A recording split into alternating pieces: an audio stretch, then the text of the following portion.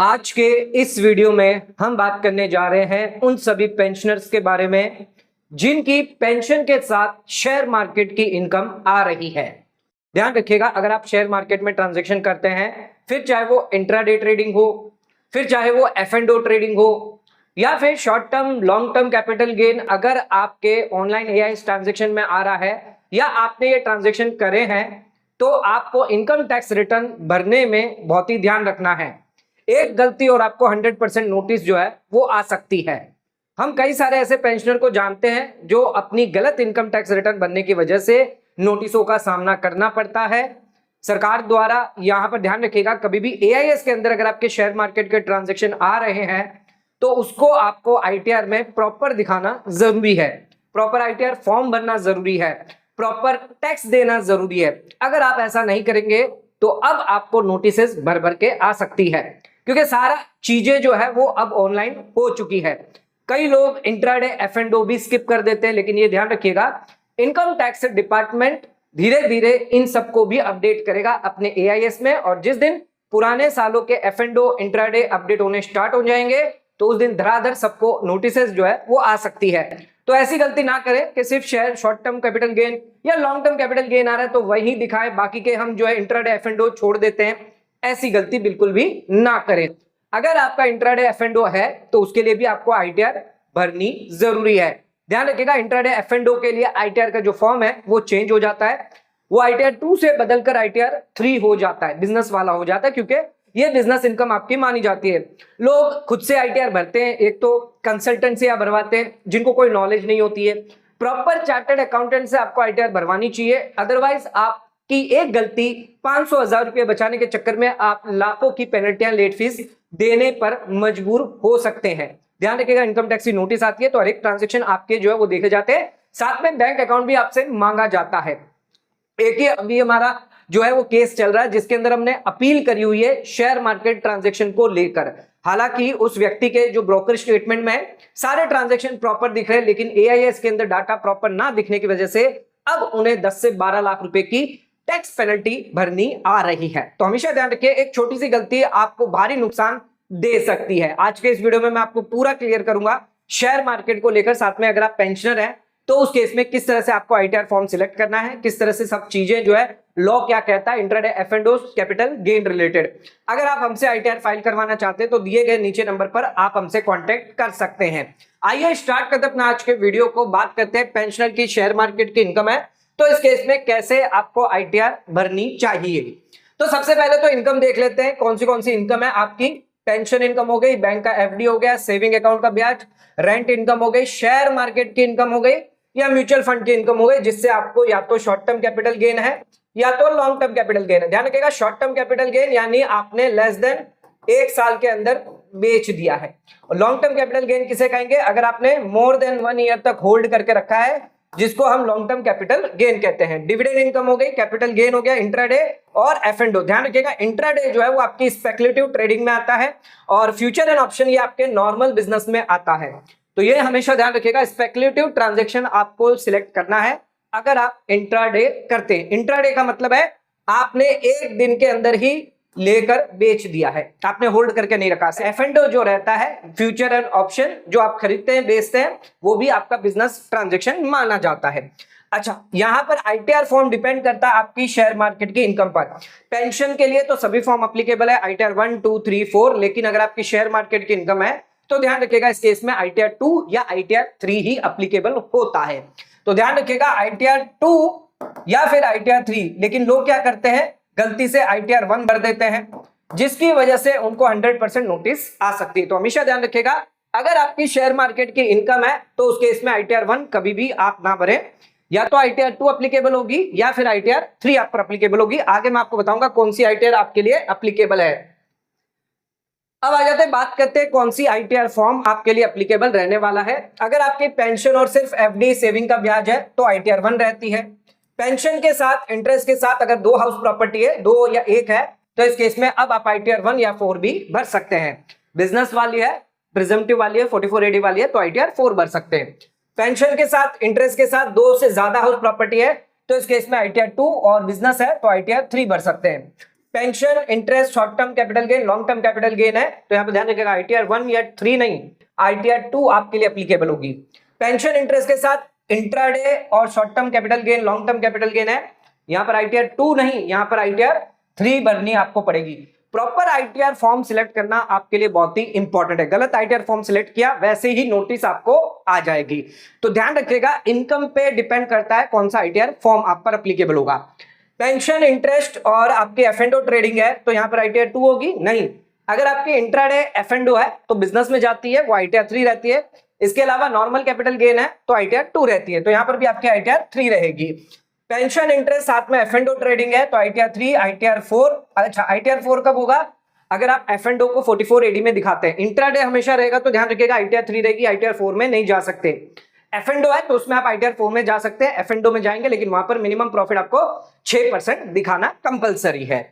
Pension capital gain short term है long term है, यहाँ पर ITR 2 रहेगा, और इंट्राडे है सिर्फ F&O है तो ITR 3 आपको रहेगा। बिजनेस में अगर जाते हैं F&O में, अगर F&O रहती इंट्राडे नहीं रहता तो ITR 4 में आप जा सकते हैं। ड्यू डेट क्या है ये भी इंपॉर्टेंट है। कई लोग यहाँ पर गलतियां करेंगे, जो या तो आप 31 जुलाई के बाद फाइल करने बैठेंगे, लेकिन तब पता चलेगा कि आपको ITR 1 या 2 एप्लीकेबल थी, तो उस केस में आपको लेट फीस लग सकती है। तो ध्यान रखिएगा ITR 1 और ITR 2 के लिए 31 जुलाई है, लेकिन ITR 3, ITR 4 अगर आप बिजनेस में है, चाहे इंट्राडे है, F&O है, नॉन ऑडिट केस में है, ध्यान रखिएगा नॉन ऑडिट केस में है, नॉन ऑडिट केस वालों के लिए है, तो उस केस में ध्यान रखिएगा 31 अगस्त आपके लिए ड्यू डेट रहती है।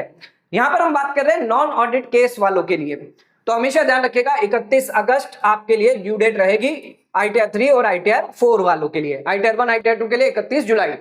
अच्छा, बिलेटेड ITR के लिए डेट क्या है? 31 दिसंबर। अच्छा, लेट फीस इसमें लगेगी 1000 और 5000 की।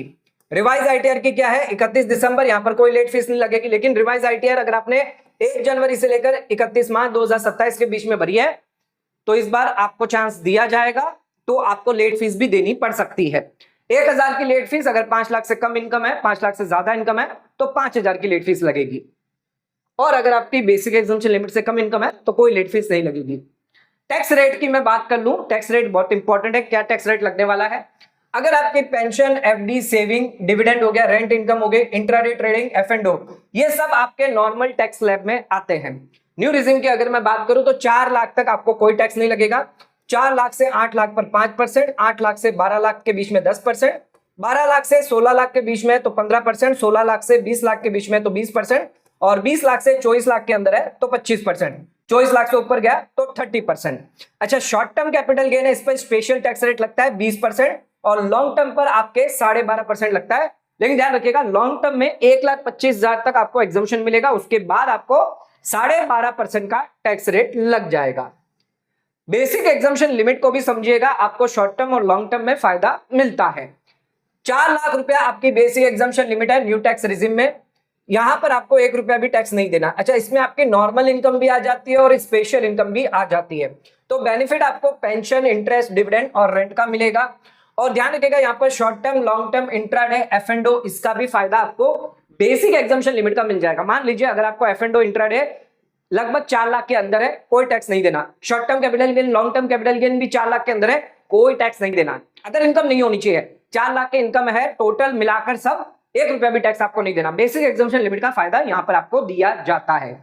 अच्छा, सिर्फ आपका लॉन्ग टर्म कैपिटल गेन है, मान लीजिए 4 लाख रुपया, 1,25,000 रुपया और आपको मिल जाएगा, एक्स्ट्रा एग्जम्पशन मिलता है, तो यहां पर टोटल एग्जम्पशन आपको 5,25,000 का मिलेगा, कोई टैक्स आपको नहीं देना, सिर्फ लॉन्ग टर्म कैपिटल गेन अगर होता है। शॉर्ट टर्म कैपिटल गेन होता है तो उसके इसमें सिर्फ 4 लाख का फायदा आपको मिलता है, 1,25,000 को कोई बेनिफिट नहीं मिलता। अच्छा, यहां पर सिर्फ ओनली ये इनकम होनी चाहिए, अदर इनकम नहीं होनी चाहिए। अगर नॉर्मल इनकम हुई तो पहले नॉर्मल इनकम में से एडजस्ट किया जाएगा। 4 लाख की लिमिट में सबसे पहले एडजस्टमेंट क्या होगा? नॉर्मल इनकम, पेंशन हो गई, इंटरेस्ट हो गया, FD, सेविंग, रेंट इनकम हो गई, डिविडेंड हो गया, इंट्राडे, F&O, ये सब पहले एडजस्ट होगा।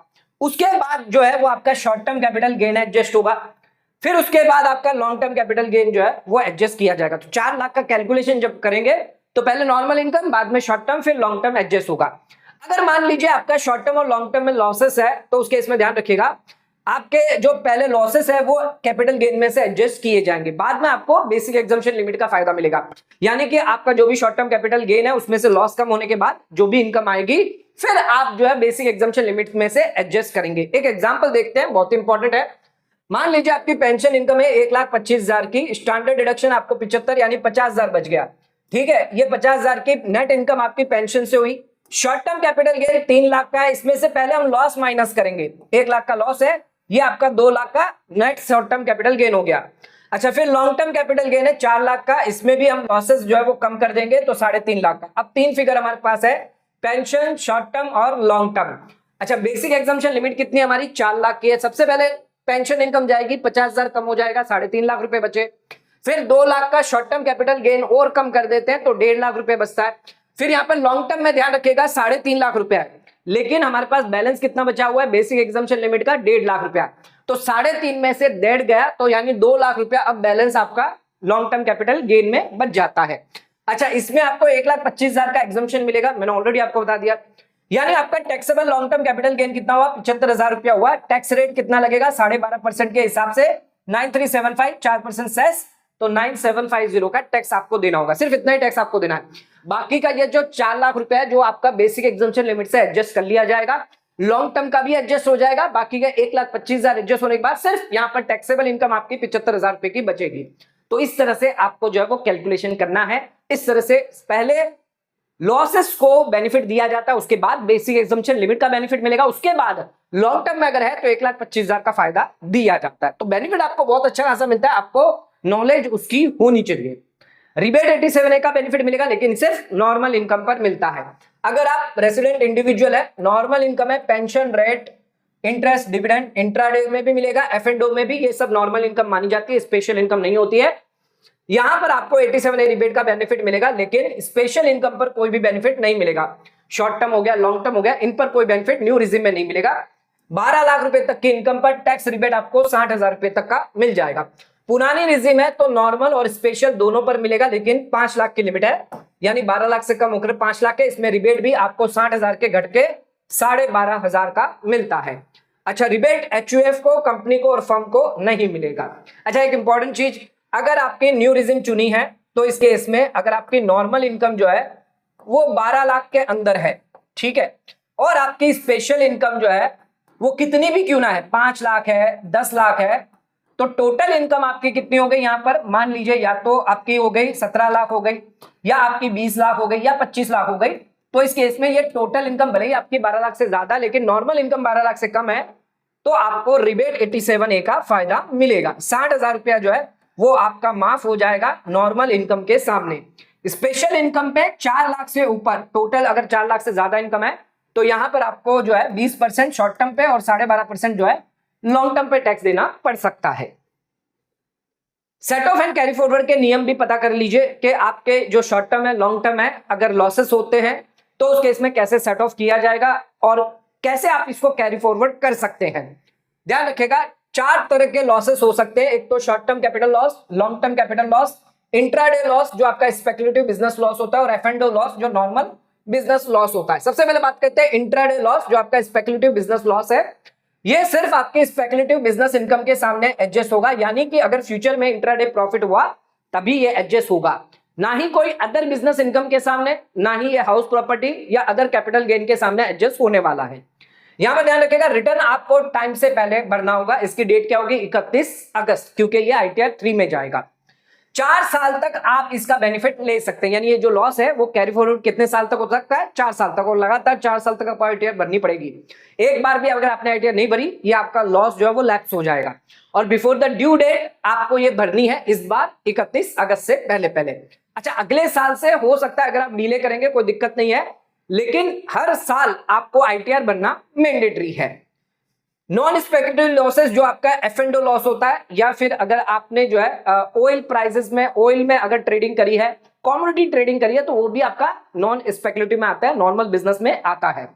यहां पर कोई भी बिजनेस के सामने आपका एडजस्ट हो सकता है, ये स्पेकुलेटिव में भी हो सकता है या नॉन स्पेकुलेटिव बिजनेस में भी हो सकता है। सिर्फ सैलरी के अंदर एडजस्टमेंट नहीं किया जाएगा, बिजनेस से इनकम सैलरी में कभी भी एडजस्ट नहीं होती है। रिटर्न आपको टाइमली भरना है, यहां पर भी डेट जो है वो आपकी 31 अगस्त रहने वाली है। ये 8 साल तक इसको आप कैरी फॉरवर्ड कर सकते हैं। शॉर्ट टर्म कैपिटल लॉस की बात करूं तो ये शॉर्ट टर्म और लॉन्ग टर्म कैपिटल गेन के सामने एडजस्ट होगा। रिटर्न यहां पर आपको जो भरनी है वो है 31 जुलाई, ये ध्यान रखिएगा। अगर आपका सिर्फ शॉर्ट टर्म कैपिटल लॉस है या शॉर्ट टर्म कैपिटल गेन है तो आपको आईटीआर 2 भरनी है 31 जुलाई से पहले पहले। 8 साल तक इसको आप कैरी फॉरवर्ड कर सकते हैं। लॉन्ग टर्म लॉस की बात करूं तो ये सिर्फ आपके लॉन्ग टर्म कैपिटल गेन के सामने एडजस्ट होगा। आईटीआर 31 जुलाई से पहले बननी है और 8 साल तक इसको आप कैरी फॉरवर्ड कर सकते हैं। अगर आपके आईटीआर में intraday F and O loss हुआ तो उस केस में 31 अगस्त रहेगा, और intraday F and O loss नहीं है तो उस केस में बिजनेस इनकम नहीं है अगर, तो उस केस में 31 जुलाई आपके लिए डेट रहेगी। ये डेट बहुत इंपॉर्टेंट है, गलत डेट पर अगर फाइल करेंगे तो आपका लॉस का नुकसान हो सकता है। अब आ जाते हैं, बात करते हैं, कई लोगों को यहां पर इंट्राडे एफ एंड ओ जो होता है बुक्स मेंटेन करना पड़ सकता है, यानी कि balance sheet profit and loss बनाना पड़ सकता है। लेकिन अगर आप ये नहीं करेंगे तो उस केस में आपको नोटिस 100% आएगी। इंट्राडे एफ एंड ओ वालों के लिए बुक्स ऑफ अकाउंट मेंटेन करना जरूरी है 44AA के अंदर। अच्छा, कब करना है? अगर आपकी बिजनेस इनकम जो है 2.5 लाख से ज्यादा है पिछले 3 सालों में कभी भी। किस साल के रिटर्न भर रहे हैं? 25-26 की। इसके पहले सालों के देख लीजिए आप, फाइनेंशियल ईयर 24-25, 24-25, फाइनेंशियल ईयर 23-24 और फाइनेंशियल ईयर आपका 22-23। इन 3 सालों में कभी भी अगर आपके इनकम जो है 2.5 लाख से ज्यादा है या आपका टर्नओवर 25 लाख से ज्यादा है तो उस केस में आपको बुक्स ऑफ अकाउंट मेंटेन करना है, profit and loss balance sheet maintain करनी है। अगर आपका नया बिजनेस है तो उस केस में ध्यान रखिएगा 2.5 लाख से ऊपर और टर्नओवर भी 25 लाख से ऊपर उस साल में, नया बिजनेस है, नया है तो करंट ईयर का आपको देखना है। पुराना चल रहा है तो पिछले 3 सालों का देखना है। तो मान लीजिए 2.5 लाख से ज्यादा अगर आपकी इनकम होती है, टर्नओवर आपका 25 लाख से ज्यादा है, तब आपको आईटीआर भरना, प्रॉफिट एंड लॉस और बैलेंस शीट के साथ भरना पड़ेगा और आईटीआर 3 इसको देना जरूरी है। अच्छा, बिजनेस के अंदर आप जो profit and loss balance sheet भरेंगे टर्नओवर किस हिसाब से दिखाएंगे, क्या क्या फिगर आपको चाहिए होंगे, वो इंपॉर्टेंट है। इंट्राडे और खासकर एफ एंड ओ की मैं बात करूंगा। कैपिटल गेन में आपको बैलेंस शीट भरने की जरूरत नहीं होती है। टर्नओवर यहां पर ध्यान रखिएगा आईसीए के हिसाब से एब्सोल्यूट प्रॉफिट और लॉस देखना। मान लीजिए आपका प्रॉफिट आ रहा है 2000 रुपया, फिर आपका लॉस आ रहा है 1000 रुपया, फिर आपका लॉस आ रहा है 500 रुपया, तो इस केस में आपका यहां पर प्रॉफिट, नॉर्मल नेट प्रॉफिट कितना होगा? 500 रुपया। लेकिन आपका टर्नओवर जो गिना जाएगा उसके अंदर क्या करना होगा? यहां पर 2000 आएगा। अच्छा, ये माइनस में, इसको भी हमें प्लस में ही करना है। ये 500 रुपये भी आपका प्लस में होगा, तो टोटल कितना हुआ? 3500। ये आपका टर्नओवर माना जाएगा। तो आईसीआई के कैलकुलेशन है उसके हिसाब से ये टर्नओवर, इस हिसाब से आपको गिनना है एब्सोल्यूट प्रॉफिट और लॉस, यानी जो लॉस माइनस में फिगर है उसको भी हमें प्लस में कैलकुलेट करना है। यहां पर जो सेल और परचेज आ रहा है वो आपका टर्नओवर नहीं होगा। सेल लाखों करोड़ों में आता है, उसको नहीं कंसीडर करना है, प्रॉफिट एंड लॉस को कंसीडर करना है। परचेज ध्यान रखिएगा, एसटीटी आप तभी ले पाएंगे जब आपकी बिजनेस है, कैपिटल गेन है तो एसटीटी अलाउ नहीं होगा। अदर चार्जेस जो है वो आपके पास होनी चाहिए। अच्छा, ये 3 चीजें इंपॉर्टेंट है बैलेंस शीट में डालने के लिए। एक तो बैंक बैलेंस, ब्रोकर का बैलेंस और शेयर होल्डिंग जो आपकी 31 मार्च को होगी वो आपको देना होगा। तो ये फिगर आपको जो है ब्रोकर से मिल जाएगा, और बैंक स्टेटमेंट से तो बैंक स्टेटमेंट से मिल जाएगा। अगर आपने लोन लिया हुआ है शेयर मार्केट ट्रेडिंग करने के लिए तो उसका भी बैलेंस जो है वो आप लायबिलिटी साइड, अगर बैंक से लिया है तो सिक्योर लोन में, और अगर आपने अपने फ्रेंड से, रिश्तेदारों से, किसी से लिया है अनसिक्योर लोन में आप डाल सकते हैं। नेक्स्ट आ जाता है टैक्स ऑडिट कब एप्लीकेबल होगी, बहुत सारा सवाल आता है। तो ध्यान रखिएगा अगर आपका टर्नओवर 1 करोड़ से ज्यादा है तो उस केस में टैक्स ऑडिट एप्लीकेबल होती है। अच्छा, टर्नओवर कैसे गिनना वो मैंने आपको बता दिया, प्रॉफिट एंड लॉस, और आजकल तो ब्रोकर के स्टेटमेंट में टर्नओवर निकाल कर ही आता है। अच्छा, 1 करोड़ से ऊपर है तो ऑडिट एप्लीकेबल है, लेकिन ध्यान रखिएगा अगर आपकी कैश रिसिप्ट या कैश पेमेंट जो है वो अगर 5% से कम है तो ऑडिट कराने की जरूरत नहीं है। यानी 1 करोड़ से लेकर 10 करोड़ के बीच में अगर आपका टर्नओवर हुआ और अगर आपने पूरे 95% से ज्यादा ट्रांजैक्शन डिजिटल पेमेंट में ही होते हैं ज्यादातर, तो उस केस में ऑडिट की रिक्वायरमेंट नहीं होती है। पर 10 करोड़ से अगर ज्यादा हुआ तो उस केस में आपको ऑडिट करवाना मैंडेटरी होता है। अगर आप प्रेजेंटिव टैक्सेशन में जाते हैं, 44AD में जाते हैं, कम प्रॉफिट दिखाते हैं, 6% से कम दिखा रहे हैं, और यहां पर आपकी इनकम बेसिक एग्जम्पशन लिमिट से ज्यादा है, तो उस केस में ऑडिट एप्लीकेबल हो जाएगी। ध्यान रखिएगा कैपिटल गेन अगर आपको हो रहा है उसमें टर्नओवर नहीं देखा जाएगा। कैपिटल गेन बिजनेस नहीं होता, उस पर कभी भी टैक्स ऑडिट जो है वो एप्लीकेबल नहीं होती है। तो कैपिटल गेन के केस में आपके करोड़ों में अगर टर्नओवर है तो आपको कोई टेंशन नहीं है, टैक्स ऑडिट नहीं करवानी है। इंट्राडे एफ एंड ओ में टैक्स ऑडिट की लायबिलिटी आ सकती है। टैक्स ऑडिट तभी आएगा जब आपका जो टर्नओवर है आईसीआई के हिसाब से अगर क्रॉस हो जाता है लिमिट से ज्यादा, तब आपको टैक्स ऑडिट आ सकता है।